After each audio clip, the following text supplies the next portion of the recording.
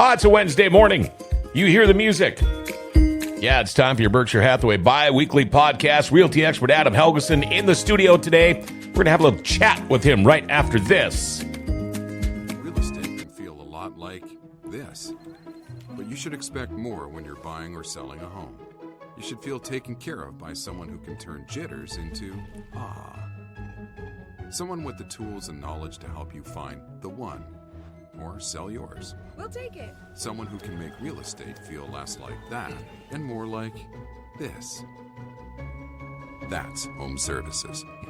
Berkshire Hathaway Home Services. Here he is, realty expert Adam Helgeson in the house. Yes, sir. Hey, man. Hello. How you doing? I'm doing good. Yeah. Been 3 weeks probably since we've chatted last. Something like that. Any new things, big earth happening, shaking things going on in your world? No, not really. Just selling houses. Summer's going by way too fast. It is. I mean, Yes. I'm sitting there thinking the other day, we're like less than 2 months away from beet harvest already. Yeah. Oh, my goodness. Kids go back to school in like 2 weeks. Thank Yeah, God. yeah. Yeah, get them back on a schedule. You So know, it'll be good. I hate it when when they start talking back to school at the beginning of August. It's like, come on, man, just quit it. We still have a little bit of summer left. What are you, Biden now? Come on, man. No. I hear you guys talk a lot about market analysis. I mean, I kind of know what analysis is, but there are some terms used in the realty world, and that's the good thing about you people at Berkshire Hathaway. You're willing to explain. You're willing to dumb it down, if you will. You know what I mean? But what is a market analysis? Well, yeah, I always sit down with my clients, and I try and break everything down Barney's. Sure. I call it Barney style, right? Like, Yep. Call me a purple dinosaur, and I'll, like, explain it to you in baby terms. Okay. So a market analysis is what we do to value a person's home. Okay. Some people are like, but the Zestimate says this. My neighbor's house sold for that, so mine's nicer. It should be worth this. Sure. That doesn't mean anything to me, Okay. right? You have to look at, the style of house, the location. A lot of people are like, well, the house is average for like $127 per square foot in the city of Grand Forks. Well, you can't do that either, right? Because price per square foot means nothing to me either, unless it's brand new builds. But then still, Yeah, they're just taking out averages from however long and saying, well, it averages out to $127 a square foot. That's average. You can see what houses are selling for, right? And then break it down price per square foot. But prime example is there was two houses listed side by side, identical floor plan. Okay. I had one listed and it sold for $217. Okay. The one next door sold for $152. Exact same houses. Okay. But they weren't, obviously. No, but if you're going by price per square foot, they Sure. should have Okay. been the same. Right. They should have been the same price. Yeah, you drive by, except maybe colors, they look like the same house. Correct. Okay. But one was original from 1950. The old guy lived there. The other one had been updated, granite countertops, new cabinets. Sure. You know what I mean? The fireplace, nice put in, and so Well, none of that's worth any money. yeah. So price per square foot is not a thing in my book. No. You can kind of use it. And then two, there was another one in Crookston we just closed on last week where that one was overdeveloped for the neighborhood. Okay. Yeah. So the house was built in 1888, beautiful brick house. But the guy had just spent over $300,000 fixing it up. Oh, boy. Like the master, he installed a steam shower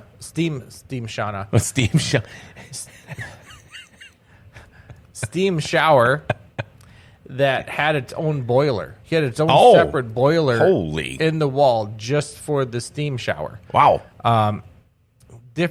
He ran Wi-Fi outlets and had Wi-Fi hotspots up in the ceiling throughout all the different levels and outside by the garage. Dang. So he had Wi-Fi no matter where he was on the property. Double ovens, granite countertops. I mean, this place was absolutely gorgeous. I did my market analysis, and I went a little high based on the upgrades. Sure.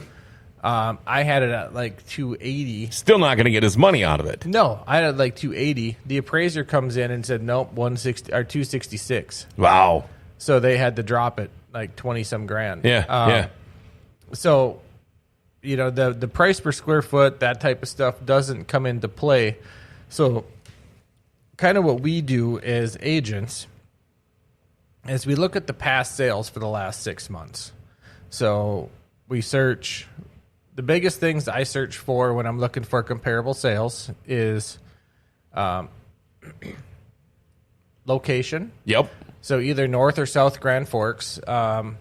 And in our market, that's pretty much Demers, right? Yep. North and South. Look at next, I go for style. Is it a ranch? Is it a 1.5 story? Is it a 2 story? Is it a 3 story? Is it, split level, multi-level, bi-level? And then the year built. So we do, 10 to 15 year span. And that will bring up all the comparable sales. Then next I go to square footage. Because you don't want to compare, a 1,500 square foot house against a 3,000 square foot house. Because you're going to have big fluctuations as far as price when it comes to the square double, footage. yeah. So you find those comparables, but they're not, usually I find 3 to 4. But that's not, you can't just take those prices and average them out and be like, okay, that's it, right?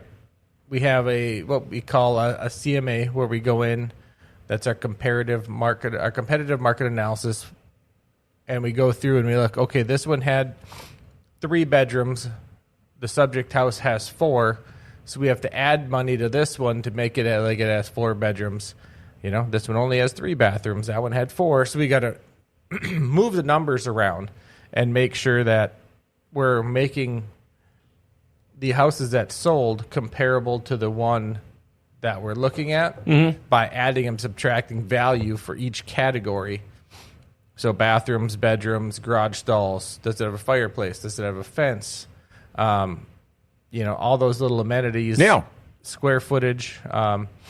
I usually do $50 a square foot for above ground, $35 for below ground, unless it's a split level. I give the below ground a little bit more for that. Okay. And it kind of calculates it all out into, all right, here's low, like this is your lowest point, here's your highest point, and your recommended is kind of in the middle. But then you also have to go through, kind of look at pictures of, condition of the ones that have sold and condition of your current one, and kind of determine, okay, where are you going to fall on that scale? Sure. There's quite a bit that actually goes into it.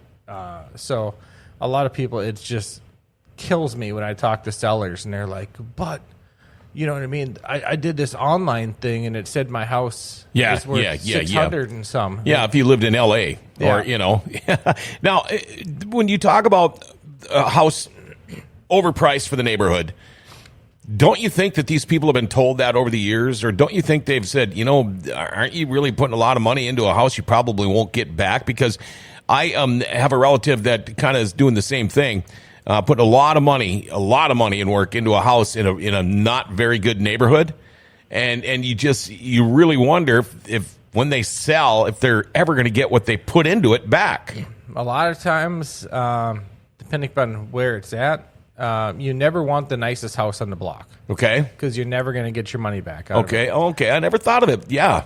So you want to, I always try and help my clients find, the ugly duckling on the block that's solid, because then you can put some sweat equity into it. Sure. And you're going to gain that value because it's going to match up to all the higher houses on the block. So you get bigger bang for your buck. So you got to kind of look at that when you're, Yeah. Wow, those are things I never even thought of. So these analyses, they're obviously depends on who does it. They're different. Oh yeah, they'll be. I mean, because yours could be different from the inspector, the appraiser, or it could be different than whoever, whatever. Yeah, I mean, even you could have 5 different agents, right? And they'll all be done a little differently. Sure, but the values should be pretty close. And 2, let's say you're going to be listing your house. have the agents you're interviewing, whatever, bring a market analysis and have them go through it with you on, okay, this is how I do it. Because some agents like to do what I call buy listings. You know, let's say I come in and say, yeah, your house is worth $300, and this agent wants the listing, then I could sell it for $350. Right? They're just raising the price so that you pick them. Okay. They'll list it for $350, and then it'll sit on the market for a few months. You know what I mean? And then you'll have to lower it, but eventually it'll sell, and they get the listing, right? Okay. But I would rather be like, okay, hey, let's go with the guy or gal, the realtor that knows, hey, this is based on market data. This is where the range you're going to be in. Sure. Right? I cannot tell you legally what to list your house for, but similar houses have fell in this range. And if you marketed it in this range, you know, it should sell fairly quick. Okay. Right? If you want to list it above that, we can. But then, one, you have to worry about appraisal. And two, it might sit on the market for a little bit. Sure. So, now, if you show up to a potential new customer or client that says, you know, Adam, I want help selling my house. Here it is. I want $300,000 for it. How many times have you had to, after a market analysis, say, well, no, that's not going to work? And I bet you there's a lot of people surprised or maybe even a little mad. Because they just don't get it. Well, you know, that is true, but it also goes the other way. Sure. I just met with the guy this morning, and I'm thinking, you know, starting at $249, he's like, really?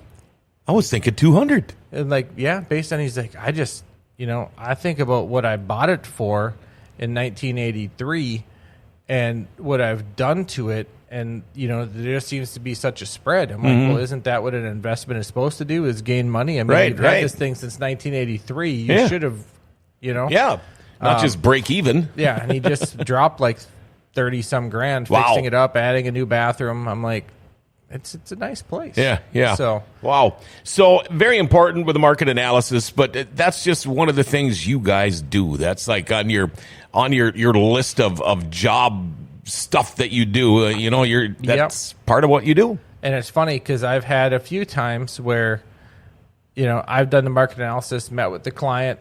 They ended up going with another agent that bought the listing. And then when I see it sells, it sold for almost exactly what my market analysis was at. Yeah. And I wanted so bad to call them and say, hey, that's crazy. Isn't that what I told you? But no, I don't do it. Okay. If somebody wants to get a hold of Realty Expert that's sitting right here, Adam Helgeson, how do they do that, man? You know, the best way is my cell phone. I always have it on me. My number is 701-317-1750. You can always check out my website, homesbyhelgeson.com, or call any of us real estate experts at Berkshire Hathaway at 701-746-0303. I also want to add something. Mm-hmm. If you need to, you can fax us as well. Oh, sure. 701-746-0306. And you know, fax number. Here's another thing about you, Realty Experts. Your phone, you say it's always with you. They are always. Yeah. They're almost always on 100% of the time, aren't they? Yeah. I was just giving crap because I was dealing with the government the other day, and they couldn't email me anything. They said we can either mail it or fax it. Oh, yeah. I'm like, sorry, we don't accept fax where we're at. No, where are you? 2024, lady. We don't fax. 2024, lady. Jesus. I always love having you in the studio, man. Yes. It's right. always fun. We will see you on Friday morning. Yes, sir. All right, there you go. Your Wednesday edition of your Berkshire Hathaway bi-weekly podcast. In the books with Realty Expert Adam Helgeson. What is a market analysis? He'll be back again Friday morning, 10 o'clock. Till then, have yourself a great week.